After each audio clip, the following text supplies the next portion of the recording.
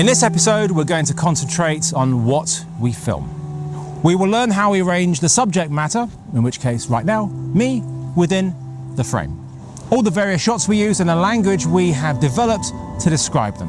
How lenses can affect the image and how light and contrast play a role. We'll then go on to that unique thing about film, the movement. How we use it, when we use it, why we use it, and should we use it. So what makes a great shot? What makes your work stand out over others? The subject matter is incredibly important, but to make a pleasing image, we have to look at how we construct that image in the frame. We've been creating artwork and telling stories visually since the dawn of man. Over that time, artists have perfected many techniques, and we still employ these techniques today.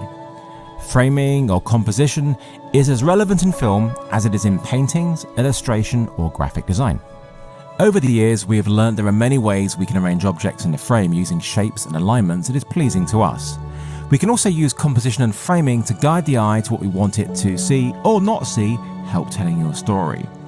There are many rules in filming, and when it comes to composition, the golden rule, the main rule, is the rule of thirds, and it's important to understand this so you know when and how you can break it. So with the rule of thirds, if you divide the frame into 3 segments, horizontally and vertically, by placing objects of interest in the intersecting points, we create an image that is pleasing to the eye. There are many books on the rule of thirds and how it applies to nature in much more detail, but just following this one simple rule can dramatically improve your shots.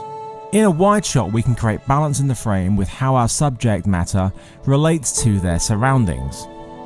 And when we're in a medium, we can place that person on the lines to make a pleasing frame. When we're in the close-up, by placing the eyes on the intersecting points helps draw our attention to them. The eyes, as they say, are the windows to the soul, and they automatically draw our attention to them. By placing them on the rule of thirds, we are helping to drive the viewer's attention that way. We can even sacrifice many other things by keeping the eyes on these intersecting points. We can chop off the top of somebody's head in the frame as long as the eyes are in focus. In fact, we can get away with quite a lot as long as the eyes are in focus on the intersecting points. Another interesting form of composition is using the central frame. By placing the subject matter solely in the center of the frame, we draw attention to it.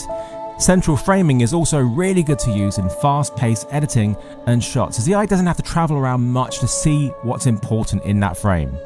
Central framing also allows us to play with one of my personal favorite types of shots, a one-point perspective central framing, playing with leading lines and symmetry as used by Stanley Kubrick and Wes Anderson. It draws us into the frame and creates a faux three-dimensional feel. I've been using these more and more in my work. So what do I mean by leading lines? Well, leading lines are another concept of composition. It literally means using the lines in the frame to direct the viewer's eyes to where you want them to look.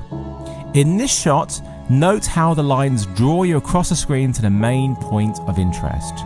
Using depth of field with some of these previous rules, we can add to that three-dimensional space. We can also denote importance or power of certain subject matter in the frame. We can also use a shallow depth of field to denote the importance of the subject matter or character and their inner story. Filling the frame also denotes power. An extreme close-up like this lets you know how important the person is, while shrinking the subject matter in a wide, making them appear small, can also show how they're feeling or their worth to the scene.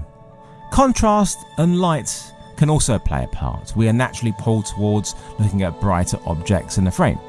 A darkened frame with an eye light or spotted area will pull you right in. We can also create a frame within a frame. A doorway or window can frame the subject matter. Another compositional subject I'd like to talk about is lead space. If a character in the shot is looking to the left, then they should be placed on the right. This means they're looking into the empty space, making a more natural shot. Again, by understanding these rules means we can break them for effect. So we know the different rules of how to organise the subject matter in the frame. Now we're going to look at the different types of shots we regularly use and how they can help us with our storytelling. Eventually, composition will start becoming truly second nature to you. Whenever I'm out and about and looking at things, I actually see things as frames. It's become quite bad at times. I go to a restaurant, I sit down and I choose a table based upon, that's a nice background and frame for taking photos of the person I'm with. Watch TVs, watch movies, look at stuff online, read, experiment, find the style that you like.